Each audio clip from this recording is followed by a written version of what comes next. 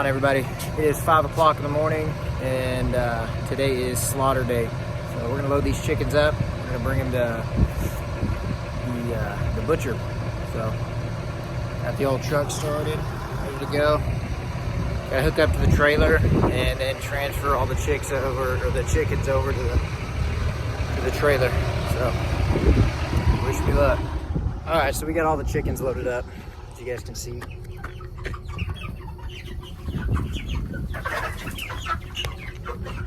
So we're gonna get them transported 2 hours away. Ooh, it's gonna be a long drive. All right.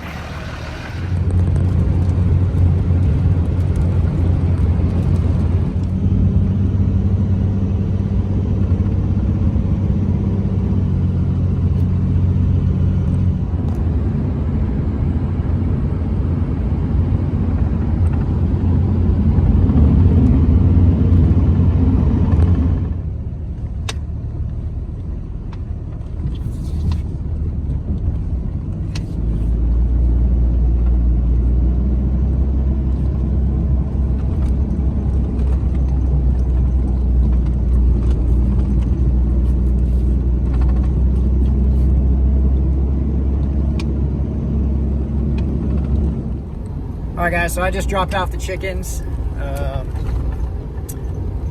Figures you guys might not want to see that. It's a little sad, but I had to put them in little crates. So there's about 10 birds per crate. They said our birds look pretty good. They're a little on the small side, but that's because they're only 7 or 8 weeks. And I believe the other ones that are there are, they had some bigger ones. I think they're a little older. But everything I read, you got to do the chickens. You got to slaughter them at around 8 to 9 weeks. So that's what we did. But it should be a good little turnout. We're keeping 10. And we're getting rid of the rest to other people. So also, my dumb self forgot to bring the coolers, and they said they could get me done first because I came from so far away. I'm about 2.5 hours away from this place. So I forgot the coolers, so guess where we're going? Good old Walmart. So we're going to Walmart. We're gonna spend about 70, 80 bucks on a cooler, which is better to do than spend 70 or 80 bucks on fuel to get back here and not have a cooler. So we're gonna get that cooler, and I'll show you guys the end product.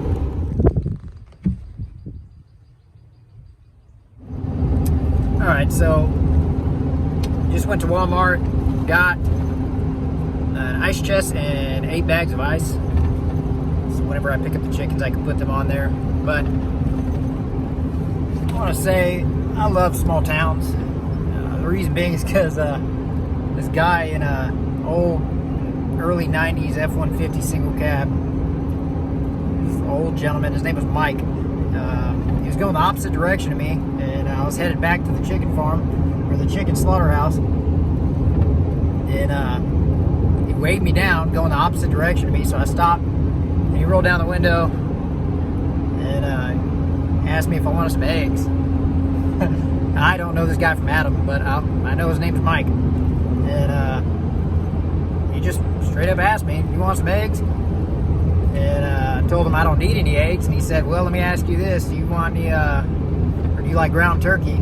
I said I do, and he said he got him some, but I didn't have cash on me, or else I would have bought it from him, because it probably tastes pretty good. I know buying from a stranger is a little weird, but you're kind of out here in the middle of nowhere. I don't think anybody's up to no good, you know.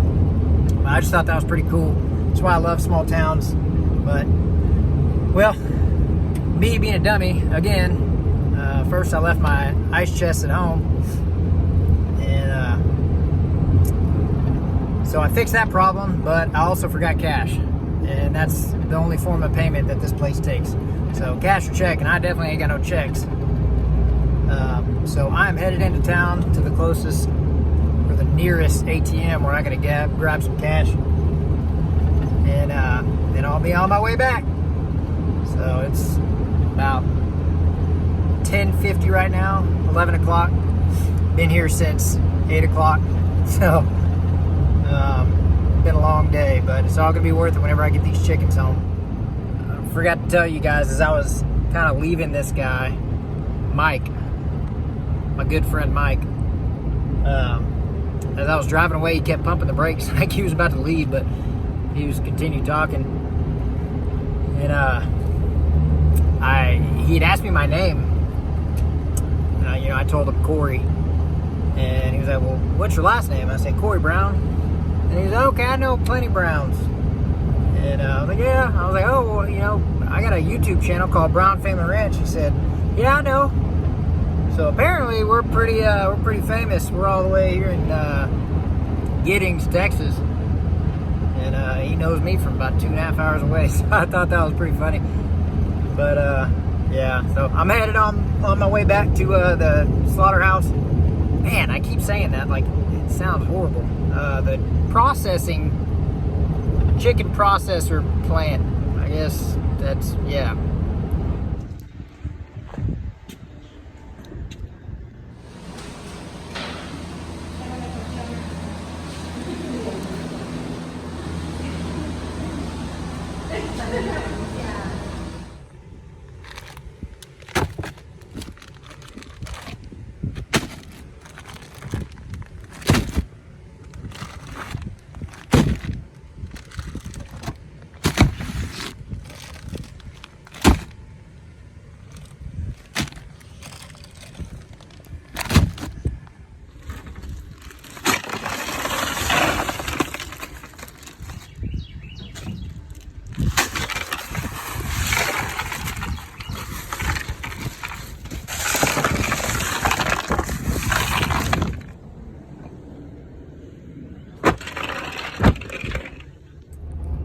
All right, so I am pulling out, and that place was awesome.